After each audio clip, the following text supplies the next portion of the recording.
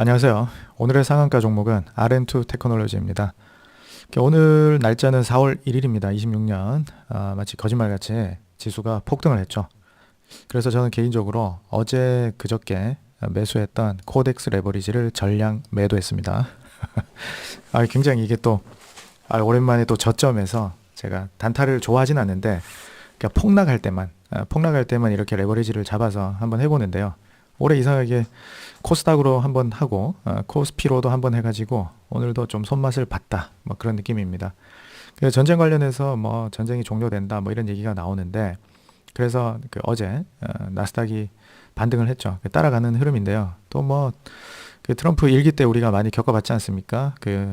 말을 거의 매일 손바닥 뒤집듯 뒤집는 사람이기 때문에 또 오늘 밤에는 어떤 이야기가 나올지 기대가 됩니다. 그래서 전 개인적으로 개미들 같은 경우에는 이런 시장이 급변할 때는 하루하루 지수를 뭐 따라가기 위해서 매매를 하기보다는 이 변동성이 좀 잦아들면, 그리고 좀 시장이 안정되면 그때 가서 뭐 적극적으로 하는 게 좋다고 생각을 하고 있고, 저도 그러고 있고요.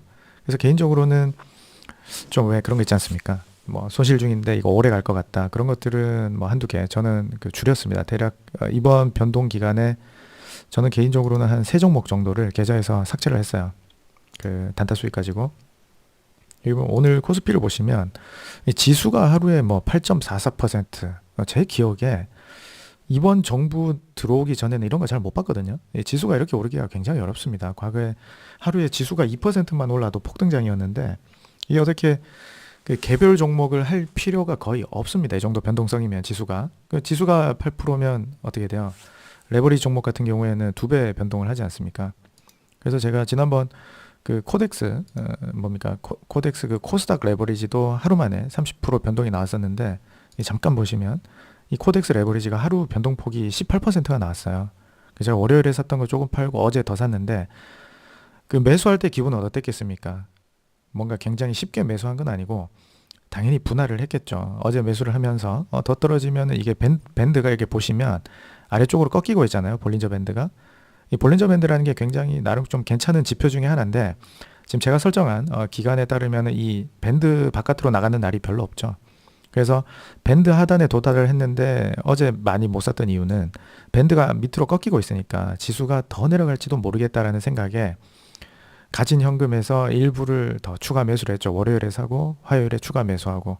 아침 일어나 보니까 어제 나스닥이 많이 올랐더라고요. 그래서 오늘 코스피도 많이 오르겠네 싶어서 한 74,000원부터 1,000원 단위로 쭉 이렇게 분할해서 매도를 걸었는데 전량 다 매도됐습니다. 제가 최고가에 판 게 79,800원에 마지막 매도 물량이 팔렸는데, 정말 개별 종목을 할 필요가 있나라고 느낄 정도예요. 정말 개인적으로는. 그래도 우리가 종목을 열심히 발굴을 해야겠죠.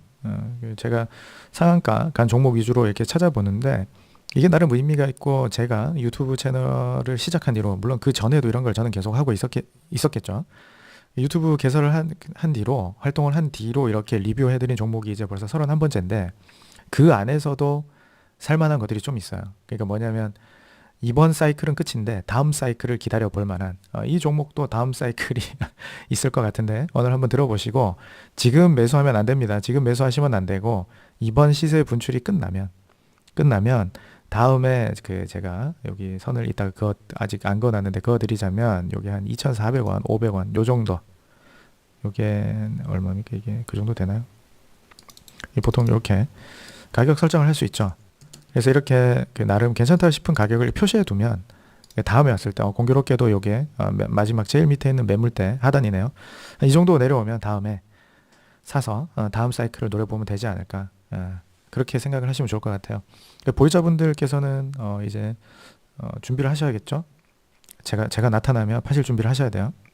그래서 일단 사업 보고서를 한번 보면 이 회사가 어떤 회사냐, 보시면 이 통신 부품 만드는 회사예요. 무선 통신 장비, 세라믹, PCB 이런 것들이죠, 그렇죠? 그래서 쭉 내려보면 기사 같은 거 좀 보면은 여기 정관 같은 거 보면 사업 목적 같은 게 정관에 기재가 되는데, 이 회사가 전고체 배터리 이런 걸 붙였더라고요, 작년에. 그러니까 통신 부품을 만드는 회사인데 사업 목적에 전고체 배터리 2차 전지를 추가함으로 해서 어떻게 됩니까? 전기 자동차가 아니라 배터리 섹터, 로봇 섹터에 엮일 수 있는 뭔가 기사거리는 만들어둔 상태다, 이렇게 이해를 하시면 됩니다. 그 제 이야기를 반복해서 들으시는 분들은 알겠지만 저는 코스닥 소형주라던가 이런 메자닌 종목들은 절대로 좋게 보는 사람이 아니에요. 그 좋아서 이걸 하는 게 아니라 우리 시장은 가치대로 가는 시장이 아니기 때문에 한국 시장만의 특성이라는 게 있단 말이에요. 근데 제가 지난번에 경매 아파트 말씀을 드렸죠. 물건이 양품이어야만 가치가 있는 게 아니라 물건이 조금 나빠도 그 어떤 시장에서 통용되는 적정 시세보다 워낙 싸게 거래가 될 수도 있잖아요. 그렇죠? 이건 너무 싸다. 그래서 양품은 아니지만 싼 맛에 산다. 그게 지금 제가 리뷰를 하는 코스닥 소형주 또는 소외주라고 하는 종목들입니다. 그래서 보시면 하나같이 메자닌 발행이 많잖아요. 왜 그렇겠어요? 제도권에서 또는 1금융권에서 기업 대출을 쉽게 받을 수 있다면 이렇게 지분을 희석시켜가면서 자본 유치를 하지 않겠죠. 회사 상태가 안 좋기 때문에 이렇게라도 자본 조달을 하는 거다. 이렇게 이해를 하시면 돼요. 기본적인 스탠스는 그렇습니다. 그래서 이 주요 제품들 매출 비중 이렇게 나오죠. MLC, MCP 이런 거 한번 확인하시고요. 그래서 제가 늘 보는 거 가동률이 어떠냐 보시면 주요 매출품이 이 MLC라는 건데 주요 매출 품목의 가동률이 높지가 않습니다. 생산 능력 대비 생산 실적이 저조해요. 공장이 반 넘게 논다는 얘기죠. 그럼 어떻게 됩니까? 설비가 즉 캐파가 과도하다. 그러면 고정비 부담이 있다. MCP 마찬가지. 제일 이게 좀 양호한데도 가동률 70%가 안 되고 LTCC 소재는 23%밖에 가동률이 안 나옵니다. 전반적으로 이게 일거리가 많이 없다. 그럼 그걸 우리는 어디서 찾을 수 있어요? 이게 25년 사업보고서거든요. 사업보고서의 손익계산서의 매출 상태를 보면 아시죠? 매출은 그래도 늘었죠. 22기, 24기, 요게 24년, 23년 요때는 정체되어 있다가 작년에 대충 이게 한 20% 넘게 매출이 증가했습니다. 그럼 수익성은 어떻게 됐을까요? 매출이 증가하면 수익도 늘었을까요?를 보시면 여기 총 포괄 손익 보시면 적자 폭이 2배로 늘어났죠. 이거 어떻게 이해하셔야 돼요? 매출액이 30%가 늘었는데 적자가 2배가 됐다? 그럼 이 회사는 일을 열심히 하면 됩니까? 안 됩니까? 일을 열심히 했더니 적자가 늘잖아요. 그럼 일을 더 열심히 해서 매출액을 더 키워야 됩니다. 이렇게 되면 적당히 해서 안 됩니다. 가동률을 끌어올리기 위해서 노력을 해야 되고 단순히 숫자 보시면 이제 적자 폭이 2배가 됐으니 주당 손실이 주당 426원 손실 429원. 그러면 이게 어떻게 되는 거예요? 그 밸류에이션을 멀티플로 이렇게 따지면 이게 수익 가치는 가치 제로 이렇게 되죠. 그럼 수익 가치가 없다면 자산은 많으냐? 이걸 봐야 되겠죠. 그럼 자산 섹터로 와서 자기 자본이 얼마입니까? 자본 총계가 390억. 그럼 지금 현재 시가총액이 400억이니까 지금 PBR 1 정도까지 올라온 거죠. 주가가. 저평가 해소된 겁니다. 오늘 상한가를 쳤으니까요. 그럼 상한가가 되기 전에는 어떻겠습니까? 요거보다 30% 낮았으니까 대충 어제 기준으로 시가총액이 300억 되겠죠. 300억 초반. 근데 상표 규정 강화됐으니까 300억 밑으로 떨어지면 안 되죠. 이 회사. 그래요. 그렇게 되고 그 다음에 우리가 회사가 현금이 많으냐 적으냐는 이 현금 흐름표를 보면 되거든요. 그러니까 이 기말 현금 및 현금성 자산 이렇게 기초 작년 연초 대비 연말에 현금성 자산이 줄었다 이런 얘기가 되는데 이걸 이제 쪼개서 보면 영업활동을 통해서 현금이 20억이 들어왔다면 투자활동을 통해서 178억이 현금이 줄었고요. 현금이 빵꾸가 많이 난다는 거죠. 투자를 많이 했네요. 어찌됐건. 그리고 재무활동 이거는 빌려오는 거잖아요. 그 재무활동을 통해서 150억의 현금 흐름이 창출이 됐다. 그러니까 이익을 가지고 투자를 하고 있는 게 아니라 돈을 빌려서 투자하고 있는 단계죠. 근데 회사가 설립 초기냐 그건 아니에요. 24기니까 24년 된 거 아닙니까? 그렇게 되고 기본적으로 아까 전에 다시 매출 한번 보시면 매출액이 적어요. 180억짜리입니다. 180억. 시가총액이 400억인데 매출액이 180억. 180억. 그러면 최근 몇 개 년도에 대해서 추이를 이렇게 확인해 보시면 이렇게 매출액이 잘 안 늘어나죠. 그렇죠? 생각보다 영업이 잘 되지 않는다. 이렇게 해석을 하셔야 되고 다행히 재무 비율로 보시면은 아직까지 부채 비율이 100%가 안 됩니다. 부채가 자본 대비 그렇게 크진 않은데 적자가 지속되고 있으니까 순이익이 손실이 나면 매년 이 자본이 줄어들게 되겠죠. 그래서 전환사채, 유상증자 등으로 이 회사는 열심히 자본 조달을 해요. 지금도. 제가 메자닌을 볼 때 전환사채가 있냐 이걸 먼저 찾긴 하지만 기본적으로 이렇게 사업보고서를 훑어봅니다. 그래서 뭡니까? 그 상장 폐지나 이런 거는 안 당할 만한 종목 중에서 골라야 되잖아요. 그래서 사채랑 유상증자 설명하기 전에 리스크 요인을 하나를 말씀드리면 이 공시를 쭉 보면 여기에 이 회사가 올해 불성실 공시법인 지정예고 이렇게 여기 3월 13일에 보면 불성실 공시법인으로 지정돼서 이 벌금 내게 돼 있습니다. 공시 위반 제재금 2,800만 원. 그러니까 이 회사가 상장 기업으로서 공시도 잘 못하고 있다 이런 거죠. 공시 번복한 건 변경한 건. 그러니까 안 나가도 될 벌금이 나가는 거잖아요. 자, 그럼 지금부터 최근에 그 자본 조달 흐름을 보시면 최근에 이게 7회차 전환사채가 저 사업보고서는 25년 12월 말 기준으로 작성이 되잖아요.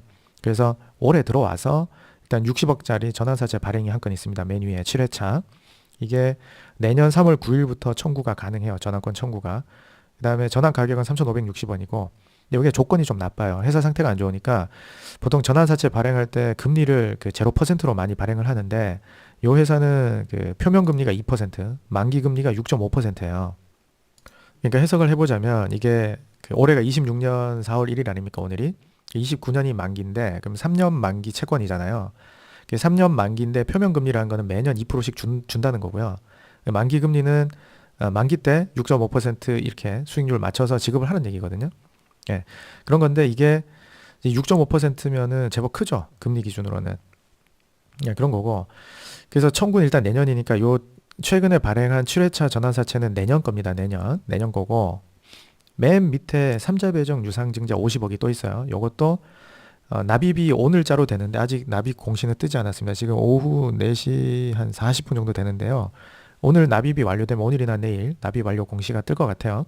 예, 상장이 4월 17일에 되는데 요거 50억이라서 요거는 보호 예수가 1년이라서 당장 시장에 출회될 물량은 아닙니다. 이 50억은.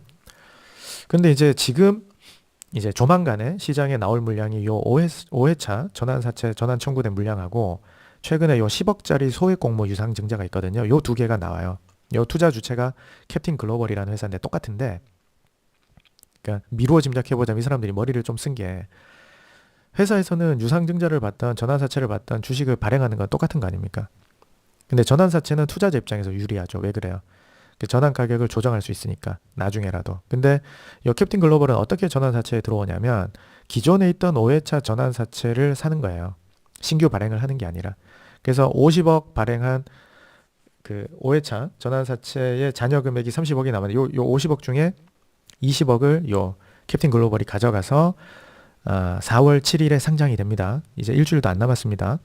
근데 요것과 4월 17일에 상장되는 10억짜리 유상증자 물량이 있거든요. 투자 주체가 같으니까. 이 사람들 보세요. 이 사람이 아니고 이 회사 보십시오. 얼마나 유능합니까? 부럽습니다. 30억이라는 돈을 태워가지고 한 달 만에 지금 회수하겠다는 그림 아닌가요? 여기 보시면 유상증자 발행 가격은 2,370원, 전환사채 전환 가격은 2,720원이거든요. 오늘 얼마입니까? 4,240원을 전환 가격으로 나누면 수익이 55.8%고요. 4,240원을 유상증자 가격 2,370원으로 나누면 수익률이 벌써 78.9%입니다. 이거 사고 싶으십니까? 지금. 그러니까 차트 자체만 보면 바닥에서 뭡니까? 저점 확인을 하고 돌려 세우는 그런 흐름인데 지금 요 건들, 요 오버행 이슈들을 생각하면 지금 들어가긴 좀 부담스럽죠. 근데 제가 봤을 때 요 매물대가 약해서 한 6,000원까지는 시세가 나올 것 같긴 하거든요. 5,000원, 6,000원까지는. 근데 6,000원 가서 이 30억이 시장에서 다 소화가 되면 이 캡틴 글로벌은 한 달 만에 수익률 100%를 보죠. 그러니까 지금 추격하시려는 분들을 제가 말려드리고 싶은 이유가 이런 거고요. 그럼 이 회사는 이렇게 한번 하면 다음에 선수가 또 준비하고 있지 않습니까? 1년 뒤에 3자 배정 50억과 7회차 전환사채 60억, 110억이라는 돈이 있잖아요. 근데 이 회사 현금으로 아까 보셨죠? 현금 없다고요. 그럼 이거 이 60억 갚아줄 수 있겠습니까? 이 유상증자는 일단 현금이 들어왔으니까 유용하게 쓰면 되는 거고 그러니까 이 유상증자 50억을 잘 킵하고 있다가 이 7회차 전환사채를 돌려줘도 되긴 하겠죠. 일단 이것도 둘이 합쳐서 현금이 110억이 들어온 거거든요. 그러니까 회사 입장에서는 전환사채는 전환 청구를 해줘야 비로소 회사 돈이 되잖아요. 그래서 회사가 영업상 정말 돈이 급하면 일단 이 돈을 쓸 겁니다. 이 60억 전환사채 발행한 돈을. 근데 회사가 조금이라도 유상증자에서 현금에 여유가 있다면 만에 하나 1년 뒤에 7회차 전환사채 채권자들이 회사 상태가 개선이 안 돼서 돈 갚아주세요라고 하면은 현금을 잘 킵하고 있다가 갚아도 되거든요. 유상증자 50억을 받았으니까 소액공모 10억까지 60억을 마련해 놨죠, 그렇죠? 이해되십니까? 네, 그렇게 되니까 요건 제가 봤을 때 지금 이번 그 랠리 말고 다음 랠리를 좀 볼 필요가 있을 것 같고, 그리고 여기 주주 구성을 보시면 최대 주주가 TS1호 조합입니다. 그러니까 이 대주주가 최대 주주가 바뀌어요, 작년에. 그래서 아마 이 조합도 회사가 정상화가 되면 아마 M&A로 매각하고 투자 차익을 노리지 않을까 그런 생각이 들고, 최대 주주랑 뭐 2대 주주가 같이 나갈 수도 있겠지만 이 2대 주주 입장에서는 본인들이 투자한 금액보다 회사 가치가 많이 올라가면 언제든 엑시트 할 수 있는 물량이죠. 54만 주. 그럼 이 회사의 발행 주식 총수가 얼마 안 돼요. 940만 주거든요. 그럼 이번에 10억짜리 유상 증자하고 저 OSR 전환사채 20억치를 합치면은 이게 대충 한 100만 주 되려나? 그 정도 될 겁니다. 대충 한 이게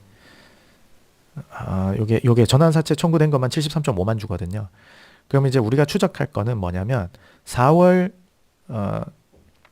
17일에 유상증자한 게 상장이 되고 4월 요게 7일에 전환사채가 상장이 되니까 7일에 상장되면 5일부터 팔 수 있잖아요. 그 요일을 모르겠는데 4월 5일이 일요일이거든요. 그럼 이번 주 금요일부터 이거 팔 수 있습니다. 이 5회차 전환사채 물량은 20억어치죠. 20억. 요거 20억이고 유상증자 10억이에요. 그럼 요거는 17일이니까 4월 15일부터 팔 수 있겠죠. 그러니까 보유하고 계신 분들 혹시 물리셨다면 그냥 뭐 시세가 얼마까지 올라갈지 모르지만 제가 만약에 물려있는 상태라면 4월 14일까지 좋은 가격에 탈출을 하겠습니다. 네, 얼마까지 올라갈지는 알 수 없지만 일단 손실이 크지 않다면 이렇게 시세를 내줄 때 같이 따라서 나가는 게 저는 괜찮다고 생각하고요. 이분들 다 나가시고 나면 다시 또 그 시세가 내려올 수 있잖아요. 주가가. 그럼 그때 뭡니까? 패자부활전 이런 걸 해보시면 어떨까 싶고, 최근에 여기 저점 영역에서 잘 어떻게 매수하셨던 분들 입장에서는 사실은 그분들께는 축하를 드려야죠. 잘 사셨습니다. 그래서 이제는 얼마 전까지만 해도 2,000원대였으니까 그때 사셨던 분들은 2배 이상의 수익을 보고 나가실 기회가 왔다. 그렇게 생각할 수 있겠습니다. 아무쪼록 추격하시려는 분들 이런 점을 알고 추격을 하시기 바라고, 보유자분들께는 수익 보신 분들은 축하드리고, 손실 보신 분들은 손실 최소화 또는 수익 전환을 하셔서 탈출할 수 있기를 제가 기원 드리겠습니다. 그럼 오늘은 여기서 마치겠습니다. 수고하셨습니다.